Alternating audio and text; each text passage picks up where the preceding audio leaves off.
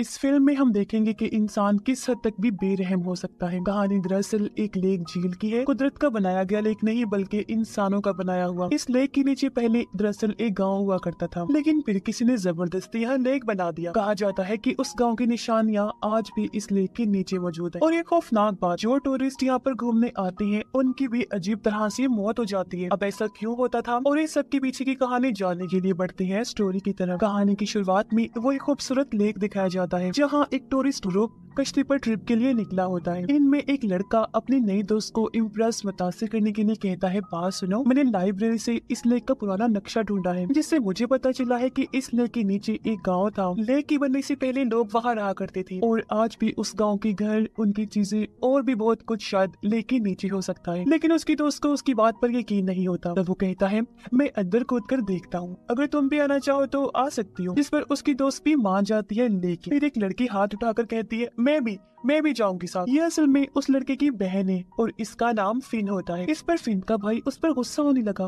कहता है, अगर तुम आना चाहती हो तो दूसरी तरफ कूद जाना। मैं इतनी कोशिश कर रहा हूँ अपनी दोस्त को इम्प्रेस करने की और तुम मेरे प्लान को तबाह करने पर तुली हो। इस पर फिन कहती है, मुझे तुम्हारे प्लान, तुम्हारी इम्प्रेस करने से कोई लेना देना नहीं है, लेकिन जो तुमने डूबे हुए गाँव की कहानी सुनाई है ना, वो बड़ी दिलचस्प है, मुझे भी उस डूबे हुए गाँव को देखना है। ये सुनकर उसका भाई भी मान गया और दोनों लेक में छलांग लगा देती है। वहाँ ज्यादा गहराई नहीं होती, इसलिए दोनों थोड़ा और नीचे जाकर तैरने लगे। अपनी तलाश शुरू करते हैं कि शायद उन्हें वहाँ पर कोई चीज मिल जाए। जब उन्हें सांस लेनी होती है तो वो ऊपर आ जाती हैं, सांस लेती हैं और फिर पानी में डूब जाती हैं। एक जगह पर उन्हें एक साइकिल मिलता है। फिन के भाई को एक साइन बोर्ड भी मिला, जिससे अब उन्हें यकीन होने लगता है कि यह वाकई कोई गाँव था। अब फिन का भाई खुशी से वो बोर्ड उठाता है और ऊपर अपने दोस्तों को दिखाने के लिए जाने लगता है, पर तभी अचानक एक हाथ उसकी टांग पकड़ लेता है और नीचे खींच देता है। फिन भी सब देख लेती है और पूरी कोशिश करती है अपने भाई को ऊपर खींच ले, लेकिन उस हाथ की पकड़ इतनी मजबूत होती है कि उसका भाई ऊपर नहीं आ पाता। फिन फौरन ऊपर आती है और कश्ती पर अपने दोस्तों से मदद लेती है, लेकिन जब वो फिर से नीचे गई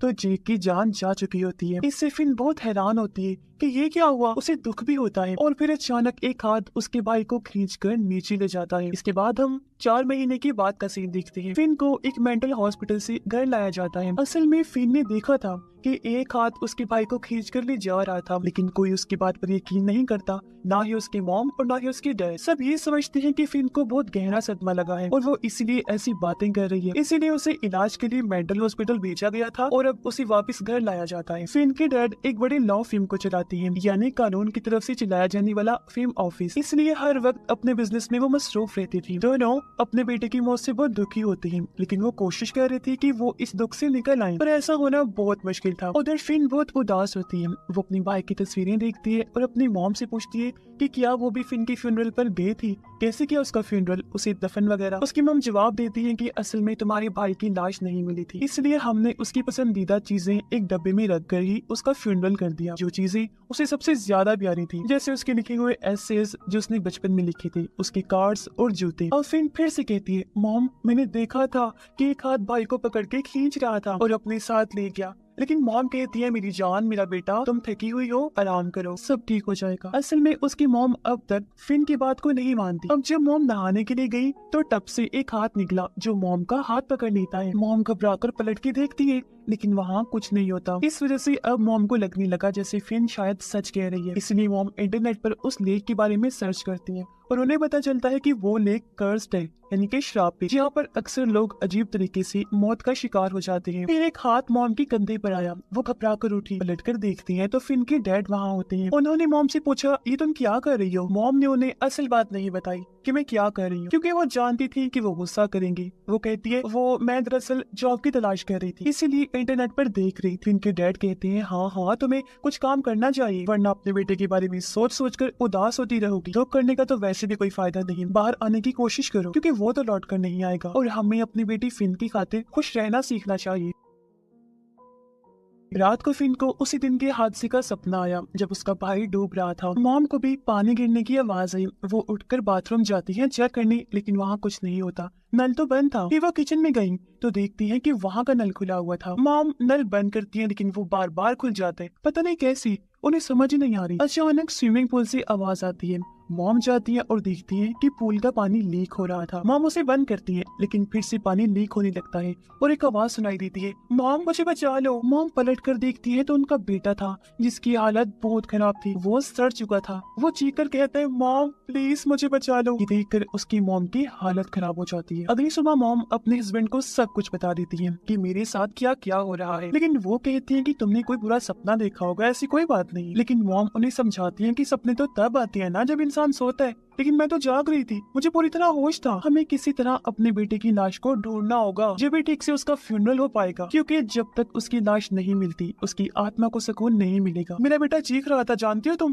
कि मॉम मुझे बचा लो, लेकिन तुम समझते क्यों नहीं। डैड कहते हैं, हमने पूरा हफ्ता पुलिस के साथ मिलकर लेक में तलाश किया था ना, लेकिन उसकी लाश नहीं मिली हमें। मुझे तो लगता है तुम्हें भी फिन की तरह दिमागी मसला हो गया है। जो बात भी है, तुम मत चली जाना अब लेक में खोज करने, मैं बता रहा हूँ, क्योंकि मैं बहुत मसरूफ हूँ, मुझे किसी मसले में नहीं पड़ना। जो कहकर वो ऑफिस के लिए निकल जाते हैं। अब फिन इन सब बातों को छुप कर सुन रही थी और मॉम से कहती है, मॉम हमें भाई की लाश खुद तलाश करने लेक पर जाना चाहिए। मैं भी साथ चलूंगी आपके, और भाई की लाश को ढूंढने में मदद करूंगी, प्लीज मान जाइए ना। मॉम पहले मना करती है, कहती है कि तुम अभी अभी तो ठीक हुई हो, वापिस ही उस लेक के पास जाओगी तो फिर से तुम्हारी तबीयत बिगड़ जाएगी। लेकिन फिर कहती है, मॉम मैं बिल्कुल ठीक हूँ, मुझे हर रात भाई का सपना आता है। जब तक हम उसकी लाश को ढूंढकर उसका फ्यूनरल नहीं कर देती, ना मैं ठीक हो सकती हूँ और ना ही कोई हालात। इसलिए बता रही हूँ, मान ले मेरी बात। और मैं उस जगह के बारे में जानती हूँ जहाँ भाई डूबा था, मुझे उम्मीद है उसकी लाश वहाँ से जरूर मिल जाएगी। इस पर मॉम आखिरकार राजी हो जाती है और दोनों लेक की तरफ चल पड़ती हैं। उस जगह इनका घर भी था।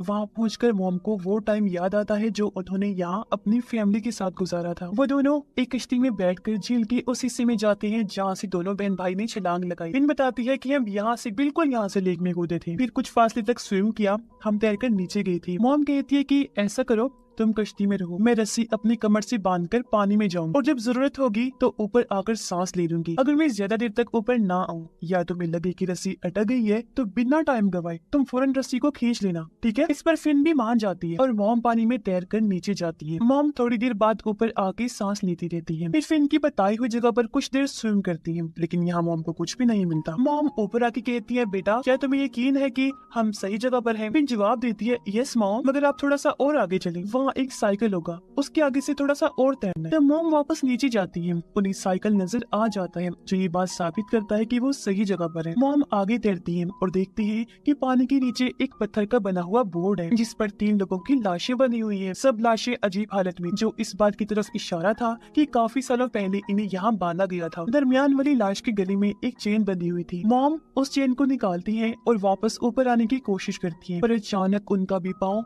एक हाथ ने पकड़ लिया था और बिल्कुल इनके बेटे की ही तरह मॉम के पाँव को भी खींचने लगता है। मॉम डर की रस्सी खींचती है, जिससे फिर समझ आती है कि मॉम मुसीबत में है। वो जोर से रस्सी खींचती है, जिससे हाथ ने मॉम को छोड़ दिया और उनकी जान बच जाती है, लेकिन साथ ही उनके बेटे की लाश भी ऊपर आ जाती है। मॉम काफी हैरान रह जाती है, मगर उसका चेहरा पानी में इतने अरसे तक रहने की वजह से अजीब और डरावना लग रहा था। मॉम दर्द में डूबी हुई थी, लेकिन कुछ सुकून भी था कि उनका बेटा आखिरकार मिल ही गया। अब पुलिस और एम्बुलेंस बुलाई जाती है। पुलिस ऑफिसर हैरान थे। वो फिन की मॉम से कहती हैं कि हम पूरा हफ्ता तलाश करते थे और आपने एक दिन में ही अपने बेटे की लाश को ढूंढ लिया। मॉम बताती है कि एक और अजीब बात मैंने देखी, जो मैं आपको बताना चाहती हूँ। लेक के नीचे पत्थर की ब्लॉक के साथ 3 लाशें भी बंधी हुई देखी मैंने। एक लाश के गले में ये चेन थी, जो कहकर उन्होंने शेरिफ को वो चेन दे दी।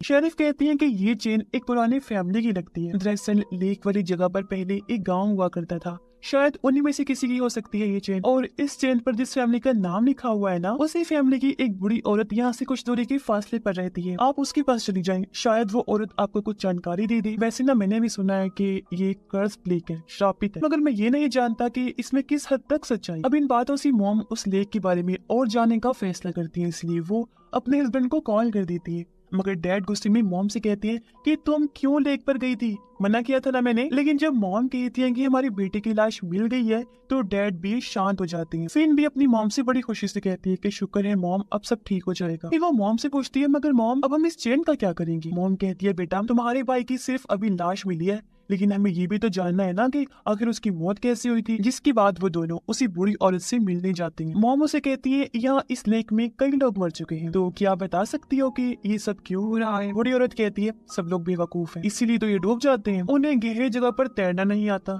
सिर्फ एडवेंचर के लिए कूदते हैं और अपनी जान गंवा देते हैं। तो फिन कहती है ऐसा नहीं है, मेरा भाई बेवकूफ नहीं था, वो बहुत अच्छा स्विमर था और मैं भी उसके साथ गई थी। जब हम नीचे थे मैंने देखा कि एक हाथ उसकी टांग को पकड़कर खींच रहा था, इसी वजह से उसकी जान दी। सिर्फ यही नहीं, मैंने वहाँ 3 लाशें देखी जो एक पत्थर की ब्लॉक के साथ बनी हुई थी। ऐसा लग रहा था जैसे उन्हें जानबूझकर पानी में डुबोकर मारा गया है। अब मॉम बूढ़ी औरत को वो चेन दिखाती है जो उसने लाश के गले से निकाली थी। बूढ़ी औरत चेन देखकर समझ जाती है और कहती है कि ये चेन मेरी दादा की थी, यानी कि वो आदमी बूढ़ी औरत की दादा थी। वो कहती है कि हम उसे गांव में रहते थे जिसके ऊपर ये लेक बनाया हुआ है, मुझे याद है, और हमारा पूरा खानदान वहाँ बहुत खुश था। लेकिन फिर एक बड़ा बिजनेसमैन जो बहुत अमीर था वहाँ आया, जो एक डैम बांध बनाकर पानी इकट्ठा करके ये लेक बनाना चाहता था। लोग कहती थी कि अगर ये डैम बन गया तो उसको बहुत पैसा और शोहरत मिलेगी, इसलिए उसने गाँव वालों को जबरदस्ती वहाँ से निकलने पर मजबूर कर दिया। लोगों को जब कोई रास्ता नजर नहीं आया तो उन्होंने अपना गाँव छोड़ना शुरू कर दिया। हमारे घर, हमारी जमीनें,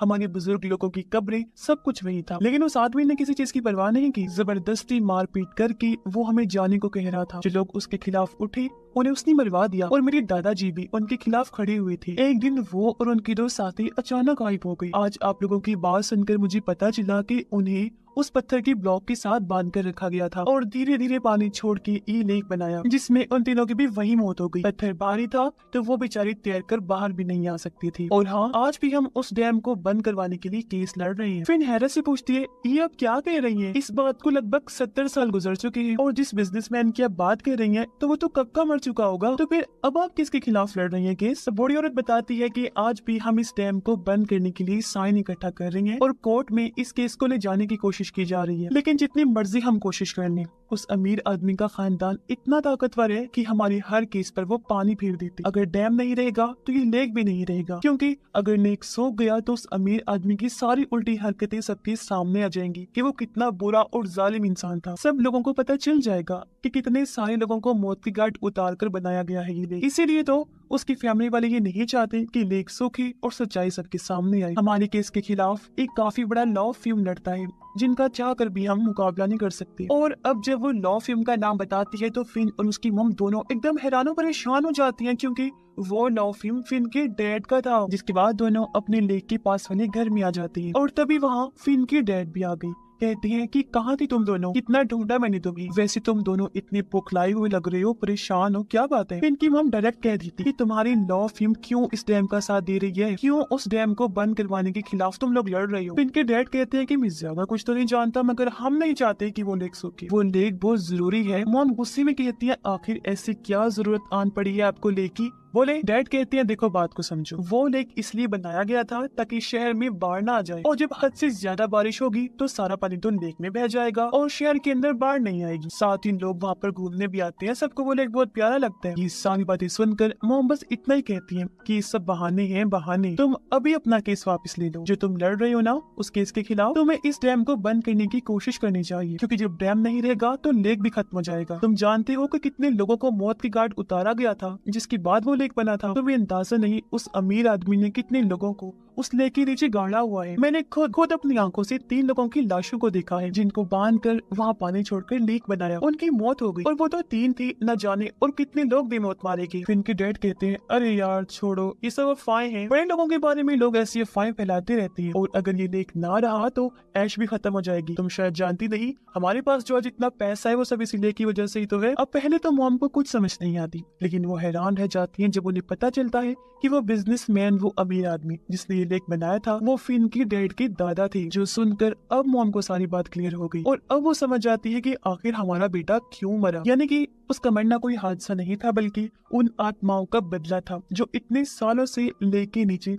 बदले की आग में जल रही थी। मॉम रो रो कर अपने हस्बैंड से कहती है कि मेरे बेटे को तुम्हारे दादा के गुनाहों की सजा मिली है, तुम्हारी वजह से मैंने अपना बेटा खो दिया। वो तुम्हारी दादा से तो बदला नहीं ले पाई तो उनकी नस्ल में से ही ले लिया, यानी उनके परपोते से। लेकिन डैड मॉम की बात समझने की बजाय गुस्से में आ जाते हैं। मॉम कहती है कि तुम्हारे खानदान के गुनाहों की वजह से वो आत्माएं अब इस जेल में कैद है, जिससे वो लेक श्रापित हो गया है। ये आत्माएं टूरिस्ट से बदला ले रही है और उन्हें डुबोकर मार देती है। तभी अचानक बाहर से आवाज आती है और फिन को महसूस होता है कि कुछ बुरा होने वाला है। अचानक लाइट चली जाती है। डैड फोन करने जाते हैं, लाइन भी नहीं जल रही होती। जब वो लेक के पास देखते हैं तो आत्माएं लेक से निकलकर बाहर आ रही होती है और वो इनके घर की तरफ ही बढ़ रही थी। मॉम और फिन ये सब देखकर काफी डर जाती है। डैड को भी अब सब कुछ समझ आ जाता है कि ओ माय गॉड, इसका मतलब है कि दोनों सच कह रही थी और वो भी काफी डर गई। आत्माएं घर को चारों तरफ से घेर लेती। फिन के डैड कोशिश करते हैं उन्हें रोकने की, उनसे लड़ने की, लेकिन कोई फायदा नहीं होता। अब आत्माएं फिन और उसकी मॉम को तो कुछ नहीं कहती, लेकिन उसके डैड को उठाकर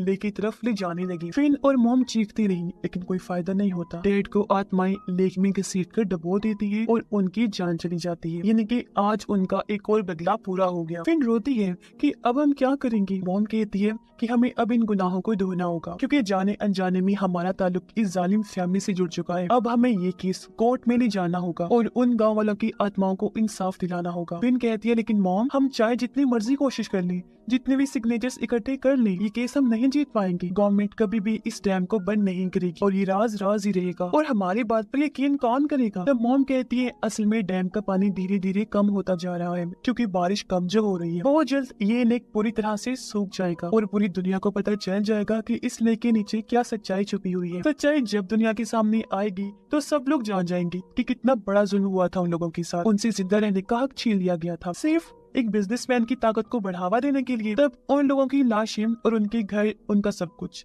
इस सच्चाई का सबूत बनेगा, जिसे कोई झुटला नहीं सकेगा। उन्हें इंसाफ मिल जाएगा और ये श्राप खत्म हो जाएगा और हमेशा के लिए उनकी भी आत्माओं को सुकून मिल जाएगा। और अब उनकी इस बात के साथ ही ये कहानी भी इधर ही खत्म हो जाती है।